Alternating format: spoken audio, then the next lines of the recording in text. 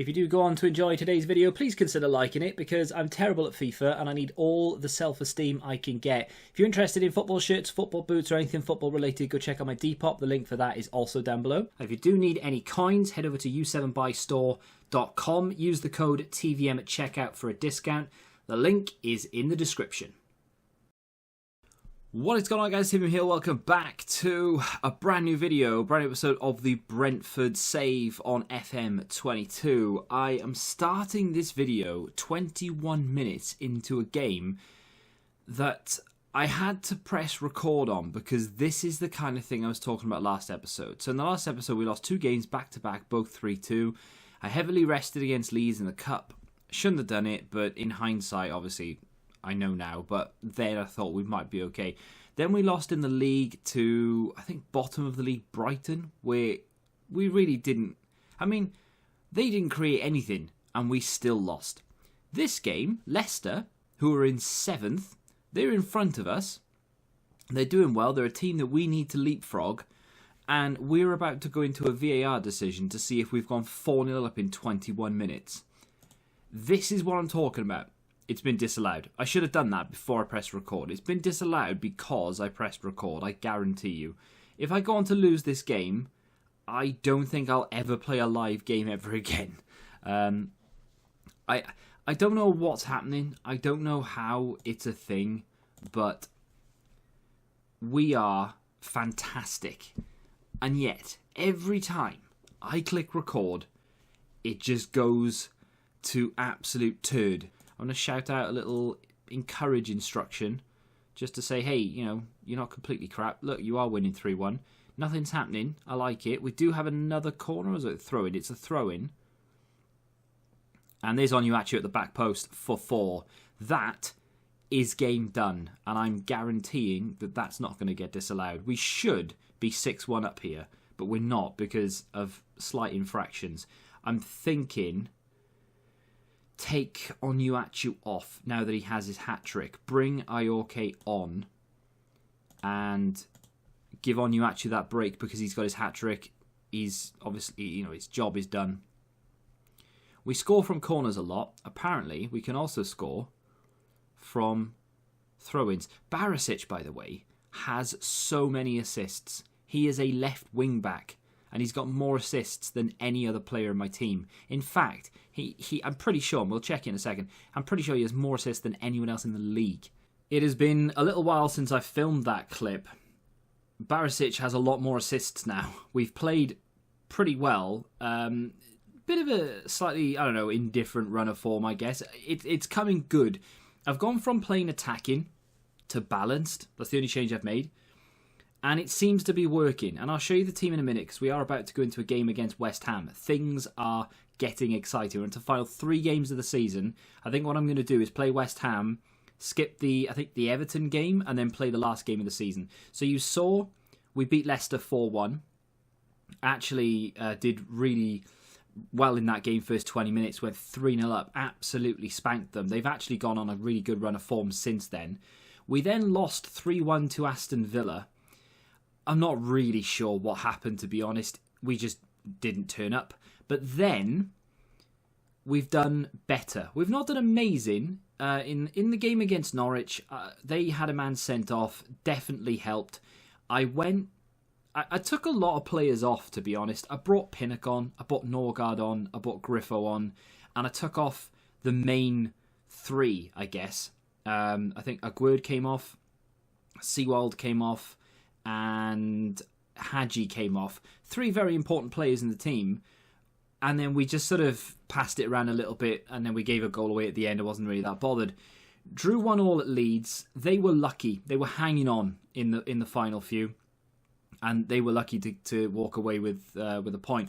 We absolutely dominated this game. Controlled them. I think they had 1 shot. Or 2 shots on target. They had a lot of shots. But on target, it was like 2.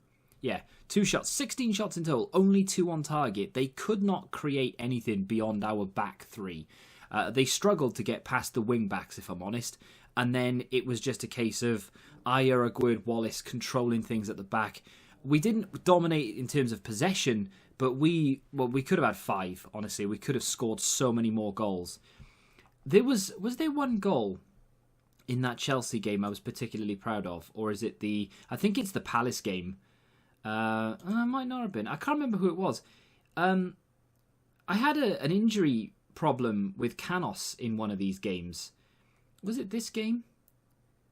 Not sure. Yeah, it was. It was this game. So Canos goes off injured. I can't remember what minute it was. It was fairly early on. And Seguin, the Moneyball signing of the century, came on and played right back, or right wing back. And not only did he play particularly well, he got a couple of assists. The guy's a marvel. I mean, he shouldn't be good, kind of. Not in a defensive position anyway. But he is. It just works. I don't understand what he does. And then 2-2 against Wolves, which puts us in the league in this position right here. We're in 7th. Arsenal claimed the League Cup. And because they're guaranteed European football this season, the conference place goes down to 7th in the league. So if we finish 7th, we will get Euro 2. Of course, if we finish 5th or 6th, which might be a little bit of a stretch, but I'm kind of trying to do that, we will get European football, as in the Europa League. Straight away with a highlight, 1 minute in, corner comes in, Onuachu can't get on the end of it, Hadji goes to collect. Can he put a ball in? Well, there's Canos, Barisic, who's in a central position for some reason. Canos again dinks it back in, it's over the bar from Onuachu. Onuachu has 18 goals in 11 games. He has the best goals per minute ratio in the league. Ronaldo has run away with the Golden Boot this season. Just run away isn't even the word. He has smashed it. He's got like 35 goals this season or something stupid. But considering how many games he's played compared to Onuachu, I would be surprised if Onuachu doesn't finish 2nd, even though he's only played 11 games. Ivan Toney has started scoring more as well. Both of those up front together, they love it. And the front three in general, as you're just seeing there, Hadji dinking it into Toney. We've got a free kick here. Barisic plays it. Wallace near post. It's cleared off the line by Vlasic. And, I mean, we're so much better. I love this game. We are so much better now. The tinkering has been done, and I have found the system that works. And putting it on balance, it makes such a difference. Onuachu on the edge gives it to Bastoni, who, by the way, is another Moneyball signing and a half. He's been phenomenal. Seawold, not Moneyball, but still a good signing. They love each other, of course. Hadji to Toney. Keep forgetting we bought Hadji as well. Hadji wasn't there at Brentford. We brought him in from Rangers. And he has done remarkably well. Canos down this right-hand side. Hadji near post. It's blocked. And Soucek gets it clear. Soucek in a Brentford shirt, I hear you say. No, maybe not. Here's Onuachu. Again, still have the ball. We've got options. We're creating. I love it. They have managed one shot and they have a 0.2 XG. We're just piling on pressure. We've got the possession. Chelsea are absolutely pummeling Southampton. 3-0 in 26 minutes. Second half is underway. Barisic with a free kick. Good save from Areola. And he tips it round for a corner. I do love me a corner. Chelsea 4, Southampton 0. Anthony Martial on the score sheet. Ball in. Onuachu near post. Good save from the keeper. Hadji's going to get another chance. Here's the centre-back. Over to Canos. I mean, the pressure is relentless. Aguerd goes in. We've got 3 back, notice, from the corner. Even though we play 3 at the back, we will have enough bodies there to defend. And our I'm not going to say it. I'm not going to say it. I will, but after this attack, because this is the first time West Ham have come forward. Bowen into the box. What a save from the goalkeeper. That was astonishing. Is he staking a claim to stay in the team for next season? I'm not sure. He's got 7, I think, clean sheets this season, which is... It's on the list. It's up there. Good ball, good effort from Antonio, but it's just over the bar. Yeah, it's up there. The reason I wanted to change Raya was because he kept kicking it long when he should be rolling it out short or kicking it short. And for the life of me, I can't understand why he doesn't listen to me. But it was getting on my nerves to the point where I just want a ball-playing goalkeeper almost. Aguerd with a throw. Toney back to the defender. This is a centre-back, by the way. Playing it to Griffo. Nearly lost it. Gets it on the edge. Sioane on as a sub. 2 substitutes. Link in. Oh, what a save. Maybe. Oh, it's just off the bar. It wasn't a save. I was going to say maybe we buy Areola. Maybe we don't now. Maybe we don't need to. That's almost a carbon copy. Toney Look at the overlap from Aguerd, by the way. He's a centre-back, and he's helped out massively. And Griffo, that is magnificent. He doesn't play anywhere near as much as he should, because I bought him for that left attacking midfield role, or winger, or whatever it may be. Because we've switched how this system works now, he doesn't start ever. And he may do in cups, but other than that, he just doesn't start. So I do feel a little bit bad for him, but at the same time, when he comes off the bench and gets us that crucial second, I'm all right with it. If he's all right with it, I don't know how old he is. Is he like 28, 29? This is his peak years, really. He should be playing more, but I don't know. If he's happy to play the sort of second fiddle to Hadji, then I'm happy to keep him. I mean, that's a great touch to take it past the keeper. It's a good goal, and that should give us the win. West Ham have not been at the races at all. Southampton have got a goal back. Man City have gone 2-1 up against Leeds. I've just criticised them now, and I said they've not been at the races. I guarantee you they score. They've taken it off Seguin. Declan Rice, goal. Brilliant. I love it. It's fantastic. It's just defend. Let's just go a little bit defensive. We invite pressure, sure. I've not tried this before, by the way. It's really annoying that you're seeing a mistake from Seguin, and people are going to be like, that's why you don't spend £350,000 on a CDM in the Premier League. You need to be spending, 45 million. You've got Onyeka in the reserves, for crying out loud. I understand that. Reason, oh God, I do not like this. The reason he made that mistake was because he knows people are watching. He's going to do it again. No, he's not. Onuachu, been quiet in this game. Here's Griffo, ball through to Tony. Good save onto the post from Areola. As if it was the butt of some kind of sick joke. We are 1-1 against Watford with 15 minutes left, despite having some very good chances. We've not been necessarily the better team. They have played quite well, but we've had plenty of chances to score. And one problem or another, I don't know. I can't really explain it, to be honest. Ivan Toney's missed 2 sitters. Onuachu has missed one. Barisic has gone off injured, which is obviously our main assister, if you will. Thomas has come on. He's on loan. He hasn't played an awful lot of football. He has been playing in the under-23s, though, so he does have some match fitness to him. Onuachu, Bastoni into the penalty area. Onuachu wants it, and he's hit the post. Oh, my days. It's just one of those games. If we draw this, I might add, it basically says Conference League. It doesn't say Europa League, unless Leicester have an absolutely torrid time in their final 2 games and they lose both of them, and we can beat Everton. Oh my God, it's there. Paul Inuachu, have my children. That is a great goal. It's his second of the game, and that is a big goal. That could actually be the goal that sends Watford down. But we can't worry about that now. Thomas with a great ball in. Onuachu there rises above. I mean, to be fair, I say it rises above. No one challenged.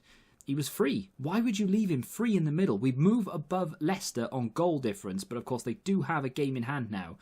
Please, blow the whistle. I swear, if we concede here, I might just walk out of the job. Just get rid of it. That'll do. The one time I actually want Raya to kick it long, and he does. Thomas, just keep it. That's it. Just pass it round the back. Pass it round the back. There's no need. Ref, come on now. We've played like a minute over time.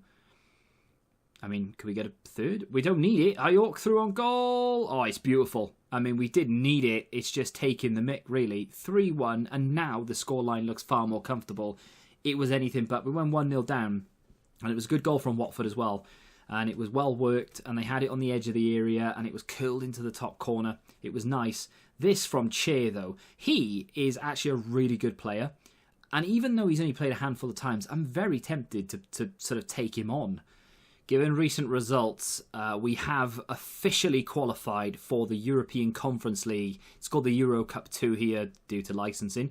But Conference League football next season, thank you very much. Given the fact that we were predicted to be in a relegation battle, the fact that we finished 7th guaranteed is remarkable. It's not over yet. We could improve upon that and get the Europa League.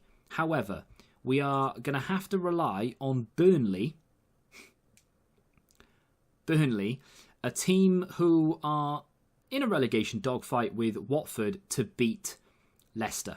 If, and only if, Burnley beat Leicester, no other result matters, we then need to beat Everton. We will leapfrog Leicester on goal difference, and we will finish 6th, which will give us the Europa League place that we crave. The news absolutely no one, apart from maybe Leicester fans, would wanted to have heard here. We have an injury to arguably the best player in the team.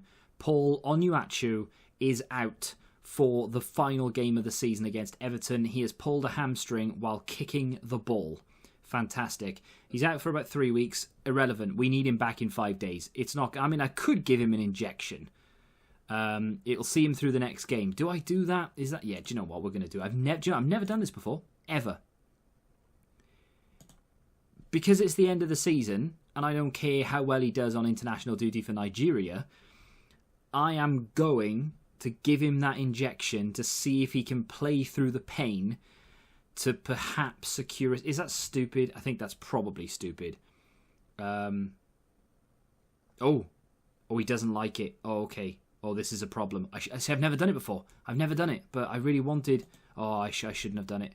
I'm concerned about the long-term consequences of the painkiller injection you asked me to have. Yeah, no, you're right. It's fine. I do apologise. I've completely misjudged the situation. It won't happen again. I'm sorry. I'm glad to hear it. Well, he didn't like that. Yeah, I can understand why, to be fair. If someone said, hey, you know you got a broken leg, just tape it up and get on with it. You would be like, maybe not.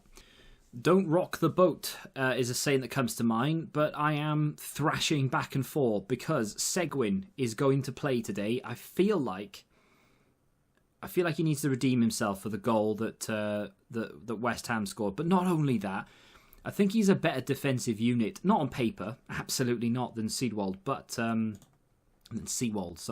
because he's got 14 tackling, whereas we have Seguin here with 10. I still feel like this is the guy that could potentially make the difference in this game, breaking up play, moving forward and such. So Sioane is out for the remainder of the season as well. He, I think, twisted an ankle in training as well. So 2 players out injured. Sioane wouldn't normally have started, but he definitely would have come off the bench. Onuachu, of course, would have started and probably have scored. But here we go. The Everton lineup. Pickford in goal. Coleman still playing football. Ben Godfrey, Holgate, Digne, Gabarmin, Decorah, Townsend, Iwobi, Derlis Gonzalez and Calvert-Lewin. They don't really have any new names there apart from that Derlis Gonzalez. I've never seen that guy before. But the rest of the team looks pretty familiar.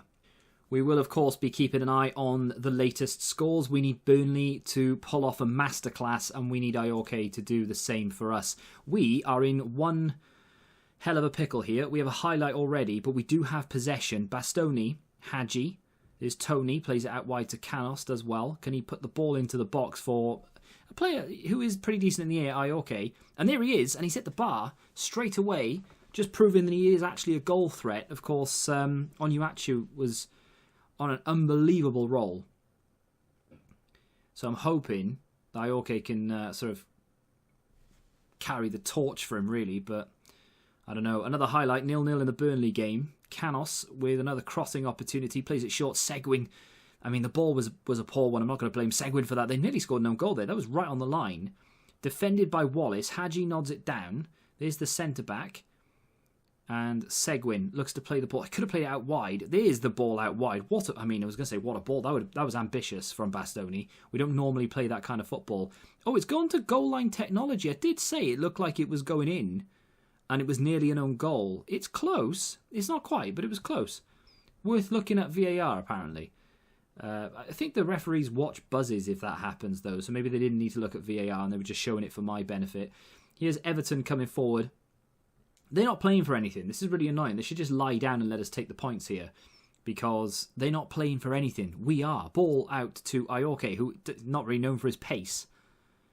Needs to play it back inside, really. He can't put a cross in, surely. Well, he plays it through to Wallace, who's the centre-back, by the way. Oh, that would have been glorious. And he swore then. That would have been absolutely brilliant. Seguin nearly scores the opening goal. Barisic with a ball in. Don't know if it was Wallace or Ayoke at the near post. Either way, they haven't mustered a shot yet. We have been playing particularly well. We just have not put the ball in the back of the net, which is kind of a problem. Leicester have scored against Burnley. At the moment, it's irrelevant what we do here because we need Burnley now to come from behind and get 2 goals. Decore, Digne, ball in, and it's over the bar from Townsend, not known for his aerial prowess. Still 1-0 Leicester. That is really disappointing, because at least if Burnley had beaten Leicester, I don't know, you can look at it 2 ways. I was going to say, if Burnley had beaten Leicester but we failed to beat Everton, at least I know it's my fault then, or our fault. But this way, it's irrelevant. Nothing we do is going to change it. We could win this game 100-0. We'd still finish 7th. Good ball to Tony. And a good save from Pickford. Who knew? Who knew Pickford was capable of doing said things? Leicester still winning. Thanks for letting me know. Barisic with a ball in. Near post. Wallace over the bar. How have we not scored? How have we not put that ball in the back of the net? What is going on? 3 shots on target. We have a massive XG. And the ball in again. Aguerd. Oh my God, the defender has scored. Referee looking at it. I think, yeah, we'll go to VAR. I mean, he looked level. It's been awarded. I'm going to be very interested to see whether this is a header or a volley. Oh, suits you, sir. That was nice. How has he scored that? And there's the... Oh. Is he not offside? They showed me that as if to say, hey, look, he's onside. He still looked offside to me. We're winning. Doesn't count for anything. Absolutely nothing. We will finish level on points with Leicester. No, we won't. We'll finish 3 points behind Leicester. We need Burnley. Never mind. Leicester have just scored again. 49th minute. Leicester are 2-0 up. That is pretty much game over. Burnley are not going to score 3. Liverpool have beaten Watford as well, which means Burnley would survive on goal difference and Watford would be relegated. Dobbin is there, but Raya gets it clear. As far as Tony, can he nod it down? No. Decora's there. Seguin. I mean, gotta love him. Great ball. It was a little bit too much on the end of it. 9 minutes left. 8 minutes, something like that. Dobbin nods it down, does he? No, he could control. Barisic is back on. He's out of position, though. Gabarmin. Can he put a ball into the box? He does, and Calvert-Lewin's there to make it 1-1. Well. Would you believe it? Yes is the answer. Yes, I would. Calvert-Lewin's an interesting option. I don't think we need I might go attacking for the final few, if I can. It's just drilled along the floor. Goalkeeper's very unlucky not to get there. Should we skip that? Let's go attacking. Give them a little shout. So Barisic is actually carrying a knock there, but he will see out the rest of the game as we don't have any subs left. I mean, on the stats and the stats alone, to be fair, on the highlights as well, I don't really think we've not that we don't deserve. We've been unlucky to not win. Barisic with a free kick. Don't go for goal. He does. Oh, never mind. Go for goal all day, mate. We've just pulled that out of our backsides. Barisic, who shouldn't even be on the pitch. If I had a sub, he would have gone off. Has just got a worldy free kick from it's a reasonable distance, you know. Goalkeeper's nowhere near it either. That is a phenomenal free kick. Almost no bend. It was just up and over. And we've beaten Everton 2-1. But it counts for nothing. Apart from the points total to look a little bit better because of that Burnley game. But I'm very, very pleased with that result. Just a quick look at the new arrivals for this season then. Paul Onuachu, I mean, top of the tree here. Look at the state of it. 22 goals in 14 games. He actually finished 3rd in the league for most goals scored, which is outrageous when you think that he's only played 13 Premier League games this season and he's got 20. I think he finished on 20 goals. 2 goals came in cup competition, but that's just crazy. The centre-back, Wallace, he was brought in for, I mean, his aerial prowess more than anything else, really. But he's still done very well as a centre-back. But he's got 10 goals and 1 assist from centre-back. We have Iorke down here, who finished on 14 goals with 4 assists in 26 games. The latter stage of the loan started to come down to substitute appearances. He came on every now and again. But, I mean, the first half of the season, he was integral. And then Paul Seguin, very happy with his return. 6 substitute appearances on top of the 7 starts. He did well for me second half of the season, considering his price as well, which is just amazing. And the rest of the team as well have done particularly well. Onuachu, it says there is the star man. My star player, this guy right here. I I owe an awful lot to Borna Barisic. 22 assists, 2 goals, 35 games. Criticised that little transfer right there. People asking why would I want to play him over Henry. I mean, you've got it there in front of you. Them be the stats. We finished in 7th, you know this. We finished 3 points behind Leicester. We would have gone ahead of them on goal difference had Burnley done us a favour. They did not. Even though it was all the way back in August, this little run of form up till Southampton, or maybe up until Burnley, to be honest, that run of form there, essentially the most important run of form of the season, in my opinion, because that sent us on our way. That boosted morale at the very beginning of the season, gave us belief that we can beat teams like Spurs, Man United, we can get a point at Anfield. And we went on to finish 7th in a season we were predicted to get relegated. I'm actually very, very happy with the way that season went. When I first started this save, I honestly thought mid-table at best. I thought I would struggle against relegation, but we've done really well. Moments to remember: the 3-3 draw against Liverpool on the opening day of the season, fantastic. We beat Swansea 4-0 in the Carabao, and our biggest win was against Burnley, where we beat them 6-1. And Force got on the score sheet. He doesn't even play for us anymore. Finances. We've not been given the... Onuachu sold the most shirts. Not surprising at all. Griffo actually sold a fair few shirts as well. Well, the other way around, to be honest. But yeah, and Onyeka barely played for us. I am teaching Onyeka how to play as a centre-back. He may feature next season. He may not. I don't know. Have we got the initial budgets? Here we are then. I've not opened the email. Board set initial budgets. Now bear in mind, our budget for the start of this season I think was 20 million, roughly. Was it 20? I feel like that's quite a lot. It might have been a little bit less. I think it was around 20 million. Maybe 15. We managed to boost it to around 28 million at one point. There is 20 million left in the finances right now. Given the fact that we finished in 7th, and qualified for the Conference League, we should have a decent amount of money here, surely. I'll take it. They've boosted that wage by around 600,000 a week, which is massive, and they've given me an extra 13 million on top of what we already had.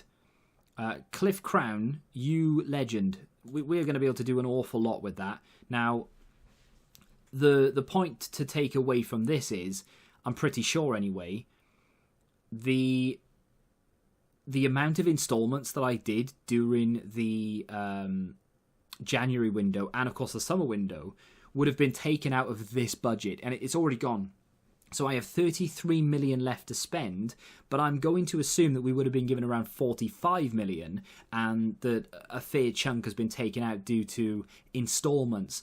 So a fairly big war chest to go into the summer window to strengthen a team that, to be fair, is already roughly where I want it to be. I'm looking at that thinking, honestly, what would I possibly want to do? Tony and Onuachu up front, they are fantastic. And Hadji behind has been very, very good. Those three, I do not want to change, realistically. Not unless like Bruno Fernandes becomes available. I don't really see the point in changing any of those. Bastoni and maybe not Seguin, because he's going to be some sort of like second fiddle kind of player. But Bastoni and Seawald in the middle have been brilliant. The defence, I'm not sure. And then the two wing-backs have been great as well. And the goalkeeper, well, you know where I stand on him. So I don't really know what to do going into the summer. I think it's going to depend on who becomes available and who wants to come to us, because that's the biggest problem with a team like Brentford. Yes, we've got the money, but do we have the pulling power? Now we've got a little bit of European football, you never know. Join me in the next episode where you'll see what happens in the transfer window. If you have enjoyed today's episode, hit the like button, subscribe to the channel, and until the next time, goodbye.